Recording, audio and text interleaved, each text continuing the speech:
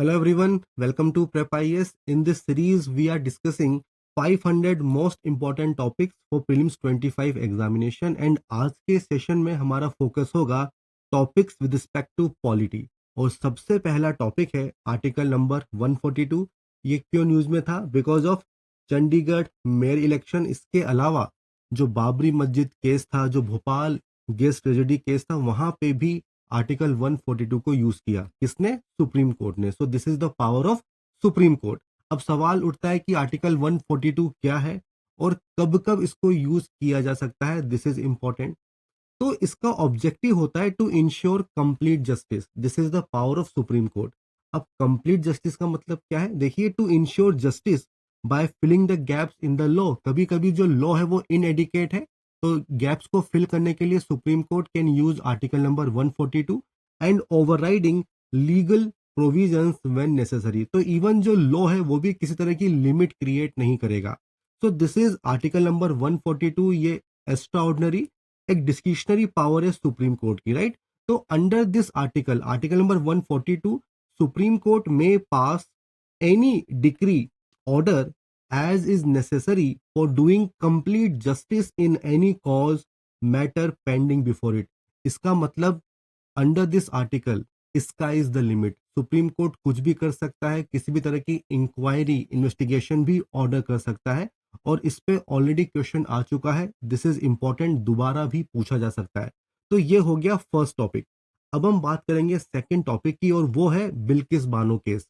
देखो यहाँ पे क्या चीज इंपॉर्टेंट है, रेमिशन। इसका मतलब क्या होता है? देखो ये क्यों न्यूज में था, बिकॉज जो गुजरात गवर्नमेंट थी उन्होंने क्या किया, इस केस में जो 11 कन्विक्ट्स थे उनको जेल से रिहा कर दिया, एंड ये जो ऑर्डर था this was struck down by supreme court, right? इसको स्टक डाउन किया गया। अब देखो रेमिशन का मतलब क्या होता है? इसका मतलब ये होता है reduction in the period of sentence, right, without affecting the nature of sentence. मान लो किसी को 2 साल का रिगरस इम्प्रिजनमेंट मिला है, तो आप उसको क्या करोगे? 1 ईयर कर दोगे, बट उसका नेचर चेंज नहीं होगा। This is the meaning of रेमिशन।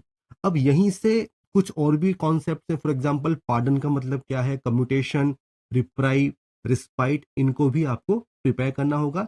अगर हम कॉन्स्टिट्यूशन की बात करें तो article number 72 and article number 161 ये दोनों इंपॉर्टेंट है। Article 72 this is the power of president, and article number 161 this is the power of governor. अब देखो कब कब इनको यूज किया जाएगा।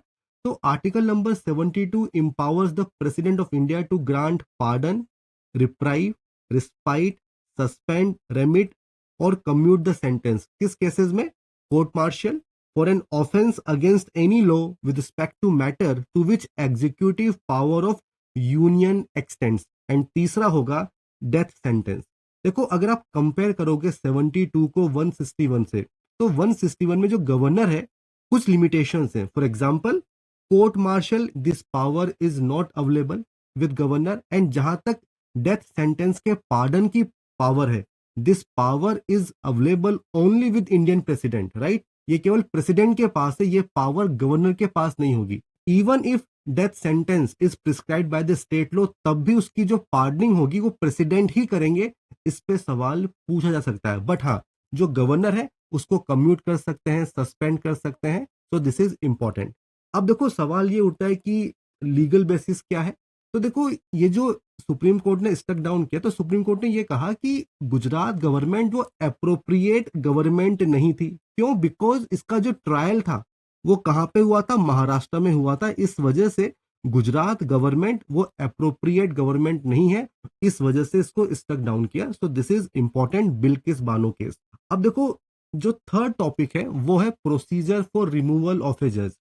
तो जो इलाहाबाद हाई कोर्ट के जज हैं, राइट, उनके अगेंस्ट मोशन सबमिट हुआ था इन द राज्यसभा। और क्यों हुआ था? बिकॉज कुछ स्पीच उन्होंने दी थी इन वन गैदरिंग ऑफ विश्व हिंदू परिषद, और वहां पे ऐसा कहा गया कि वो हेट स्पीच की कैटेगरी में आती है। इस वजह से ये मोशन जो है ये सबमिट किया गया था। तो बेसिकली प्रोसीजर क्या है, इस पे सवाल ऑलरेडी आ चुका है इन प्रीलिम्स एग्जामिनेशन, फिर से आ सकता है, इसको देख लेते हैं। हालांकि स्टैटिक पोर्शन है। देखो कॉन्स्टिट्यूशन में आर्टिकल नंबर 124 एंड 217 ये बात करते हैं सुप्रीम कोर्ट जज और हाई कोर्ट जज के रिमूवल के बारे में। प्रोसीजर ग्राउंड्स दोनों के केस में सेम है। ग्राउंड्स क्या है? प्रूव्ड मिसबिहेवियर और इनकैपेसिटी। हालांकि जो कॉन्स्टिट्यूशन है उसमें इसको कहीं पे भी डिफाइन नहीं किया गया है कि प्रूव्ड मिसबिहेवियर का मतलब क्या है और इनकैपेसिटी का मतलब क्या है, राइट। अब देखो, ये जो जजेस इंक्वायरी एक्ट है 1968, इसमें डिटेल्ड प्रोसीजर दिया हुआ है। तो अगर हम बात करें राज्यसभा की, तो बेसिकली जो मोशन फॉर रिमूवल है, एटलीस्ट 50 मेंबर्स को साइन करना होगा in case of Rajya Sabha. In case of Lok Sabha 100 members को मोशन साइन करना होगा। उसके बाद मोशन किसके पास जाएगा? चेयरमैन राज्यसभा और स्पीकर लोकसभा, राइट। अब देखो, it is their discretion to admit और reject. This is very important, इस पे सवाल आ चुका है। So it is the discretion of Rajya Sabha chairman, Speaker Lok Sabha to admit or reject the motion after consultation। और मान लीजिए आपने एडमिट कर लिया, तो अब क्या करना होगा? आपको 3 मेंबर कमेटी बनानी होगी। इसमें कौन कौन मेंबर होंगे? चीफ जस्टिस ऑफ इंडिया और सुप्रीम कोर्ट जज, chief justice of high court, right, chief justice of high court and a distinguish jurist. तो ये 3 मेंबर एक कमिटी होगी। ये कमिटी इन्वेस्टिगेट करेगी जो भी एलिगेशंस है। अगर ये पाया जाता है कि चार्जेस सही नहीं है, फिर तो कोई बात ही नहीं है।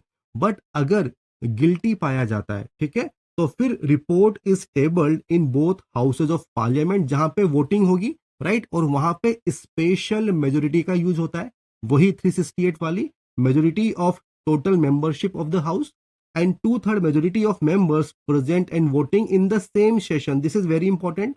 ये छोटी छोटी चीजें जिसपे आपको कंफ्यूज किया जा सकता है। और जब ये मेजोरिटी से मोशन पास हो गया, उसके बाद होगा presidential approval, right. After both the houses passes the motion, the president issues the removal order. तो this is the procedure for removal of जज। और आज तक कोई भी सुप्रीम कोर्ट जज रिमूव नहीं हुआ है, ये भी आपको ध्यान में रखना चाहिए। अब बात करते हैं फोर्थ टॉपिक की, और वो क्या है? Finances of Panchayati Raj institution. Basically ये एक रिपोर्ट थी जो पब्लिश की थी by Reserve Bank of India. This is important, right. और इसमें क्या डिस्कस किया गया था? Fiscal position of Panchayati Raj for the year 2021 to 22 to 23। तो दिस इज वेरी इंपॉर्टेंट। इसमें क्या कहा गया कि जो पंचायत है, they earn only 1% of their revenue through taxes. और ये बहुत बड़ा कंसर्न है। देखिए, जो लोकल गवर्नमेंट है उनके केस में फंड्स, फंक्शंस और फंक्शनरीज, ये 3 सबसे बड़े मुद्दे हैं, राइट। और ये जो रिपोर्ट है फाइनेंसेस ऑफ पंचायती राज, ये बेसिकली डिस्कस कर रही है फिस्कल पोजीशन को। Majority of the revenue comes from grants provided by the central government, state government. Again this is important, तो इस पे सवाल जो है आप एक्सपेक्ट कर सकते हैं। अब देखो, अगर हम बात करें कि what are the different sources of finances for Panchayati Raj, तो एक बार देख लेते हैं। तो सबसे पहला होता है इंटरनल सोर्सेज। उनके खुद के क्या सोर्सेज हैं? Tax revenue, right, non tax revenue, जैसे कि फी वगैरह आप जो है वसूल कर सकते हैं। इसके साथ साथ जो सेंट्रल फाइनेंस कमीशन है, जो स्टेट फाइनेंस कमीशन है, राइट, वो भी जो है ग्रांट्स रिकमेंड कर सकते हैं, ग्रांट्स, ओके। इसके साथ साथ जो स्कीम्स होती हैं, राइट, उसमें भी फंड्स आपको मिलेंगे। कहाँ से मिलेंगे? सेंट्रल गवर्नमेंट से मिलेंगे, स्टेट गवर्नमेंट से मिलेंगे। इसके साथ साथ जो इंटरनेशनल बॉडीज है लाइक वर्ल्ड बैंक, वो भी आपको ग्रांट प्रोवाइड कर सकती है। So these are the different sources of finances for Panchayati Raj institution.